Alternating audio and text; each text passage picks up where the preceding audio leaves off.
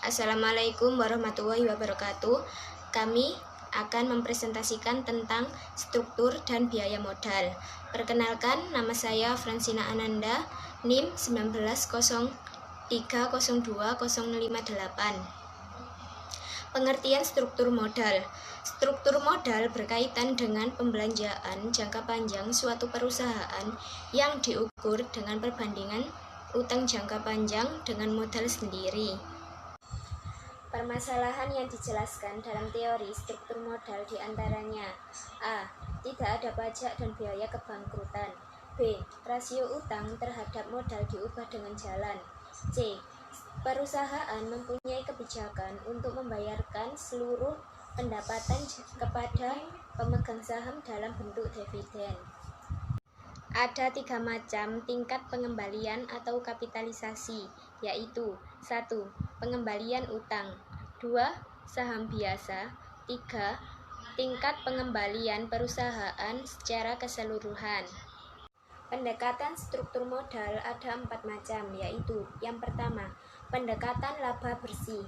Berdasarkan pendekatan laba bersih, semakin banyak utang jangka panjang yang dipergunakan dalam pembelanjaan perusahaan, maka nilai perusahaan akan meningkat dan biaya modal perusahaan akan menurun. Yang kedua, pendekatan laba bersih operasi. Menurut pendekatan laba bersih operasi, berapapun jumlah utang yang dipergunakan dalam pembelanjaan perusahaan, nilai perusahaan tidak berubah. Hal ini menunjukkan bahwa struktur modal tidak memengaruhi nilai perusahaan. Yang ketiga, pendekatan tradisional. Itu perusahaan dapat meningkatkan nilai total perusahaan dengan menggunakan jumlah utang tertentu. Dengan menggunakan utang yang semakin besar, pada mulanya perusahaan dapat menurunkan biaya modalnya dan meningkatkan nilai perusahaan. Yang keempat, Modigliani-Miller position. Menurut MM, nilai total perusahaan tidak dipengaruhi oleh struktur modal perusahaan, melainkan dipengaruhi oleh investasi yang dilakukan perusahaan dan kemampuan perusahaan untuk menghasilkan laba.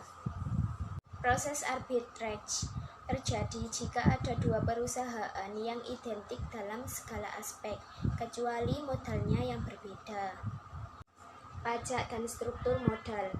Apabila pasar tidak sempurna, nilai perusahaan dan biaya modalnya dapat mengalami perubahan karena terjadi perubahan struktur modal.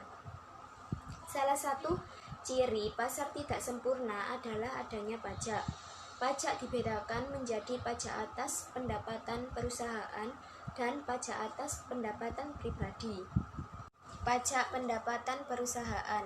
Manfaat penggunaan uang bagi perusahaan kalau ada pajak adalah biaya bunga dapat dipakai untuk mengurangi pajak. Konsekuensinya, jumlah pendapatan yang diterima oleh kreditur dan pemegang saham pada perusahaan yang menggunakan utang lebih besar daripada perusahaan yang tidak menggunakan utang. Saya di sini akan melanjutkan presentasi dari teman saya Fransina Ananda, pajak pendapatan perusahaan dan pajak pendapatan pribadi. Dengan adanya pajak pendapatan pribadi dapat mengurangi manfaat pajak perusahaan sehubungan dengan penggunaan utang. Jika pendapatan atas utang dan saham dikenakan tarif pajak yang sama, total pendapatan yang diterima kreditur dan pemegang saham pada perusahaan yang menggunakan utang tetap lebih besar dibandingkan dengan perusahaan yang tidak menggunakan utang, hanya saja nilainya berkurang. Jika pajak pendapatan utang tidak sama dengan pajak pendapatan saham, maka dalam kondisi yang demikian, perusahaan perlu mempertimbangkan apakah membelanjai investasinya dengan utang atau saham. Pengaruh biaya kebangkrutan terhadap tingkat pengembalian modal sendiri. Apabila ada kemungkinan terjadi kebangkrutan dan biaya kebangkrutan cukup besar, maka perusahaan yang menggunakan utang mungkin kurang menarik bagi investor. Hal ini disebabkan perusahaan yang menggunakan utang kemungkinan kebangkrutannya lebih besar daripada perusahaan yang tidak menggunakan utang. Kalau terjadi kebangkrutan, pemegang saham akan menerima pembayaran yang lebih kecil dibandingkan jika tidak terjadi kebangkrutan. Konsekuensinya, tingkat pengembalian yang diharapkan pemegang saham akan lebih tinggi apabila perusahaan menggunakan utang yang semakin besar. Pengaruh struktural modal terhadap nilai perusahaan jika ada pajak dan biaya kebangkrutan. Jika ada pajak dan biaya kebangkrutan, semakin banyak jumlah utang dibandingkan dengan modal sendiri. B atau S. Pada mulanya meningkatkan nilai perusahaan. Hal ini terjadi karena pengaruh penghematan pajak yang berdampak pada penurunan nilai perusahaan. Keputusan struktur modal juga dipengaruhi oleh faktor-faktor lainnya seperti sikap pihak manajemen dalam menghadapi risiko, kondisi ekonomi, jenis perusahaan, dan struktur aktiva perusahaan. Signaling teori. Berdasarkan signaling teori atau teori sinyal, perusahaan yang mampu menghasilkan laba cenderung untuk meningkatkan jumlah utangnya karena tambahan pembayaran bunga akan diimbangi dengan laba sebelum pajak. Suatu perusahaan yang memprediksi labanya rendah akan cenderung menggunakan tingkat utang yang rendah. Investor mungkin akan menawarkan harga saham yang lebih tinggi setelah perusahaan menerbitkan utang untuk membeli kembali saham yang beredar. Dengan kata lain, investor memandang untung sebagai sinyal dari nilai perusahaan. Pecking order teori. Pada pembahasan trade-off teori untuk mengevaluasi alternatif pendanaan didasarkan pada pertimbangan penghematan pajak, biaya kesulitan keuangan, dan biaya keagenan. Akan tetapi ada satu bahan pertimbangan yang diabaikan, yaitu waktu yang tepat atau timing. Waktu yang dimaksud adalah kapan saatnya yang tepat bagi perusahaan untuk menerbitkan surat utang atau kapan saatnya menerbitkan saham. Perkenalkan, nama saya Narutla Diban, NIM 1903020069. Peranan packing order. Teori packing order memberikan dua aturan bagi dunia praktik, yaitu yang pertama, penggunaan pendanaan internal. Yang kedua, menerbitkan sekuritas yang risikonya kecil. Adapun implikasi berhubungan dengan packing order teori dibandingkan dengan trade-off teori. Yang pertama, tidak ada target jumlah utang. Yang kedua, perusahaan yang menguntungkan menggunakan utang lebih sedikit. Dan yang ketiga, perusahaan menyukai kelonggaran finansial. Pengertian biaya modal. Apa sih biaya modal itu?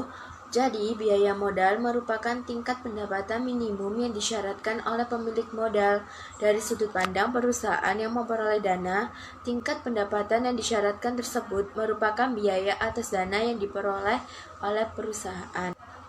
Macam-macam biaya modal terdapat. Yang pertama, komponen cost of capital yang meliputi biaya saham biasa, yang dapat diartikan sebagai tingkat pendapatan minimum yang harus diperoleh perusahaan atas investasi, yang mempunyai pendekatan. Yang pertama, pendekatan investasi bebas risiko ditambah premi risiko, dan yang kedua, pendapatan capital asset pricing model atau CAPM. Kedua, biaya modal utang merupakan tingkat keuntungan yang disyaratkan pemberi pinjaman atas investasi perusahaan yang dibelanjai dengan utang.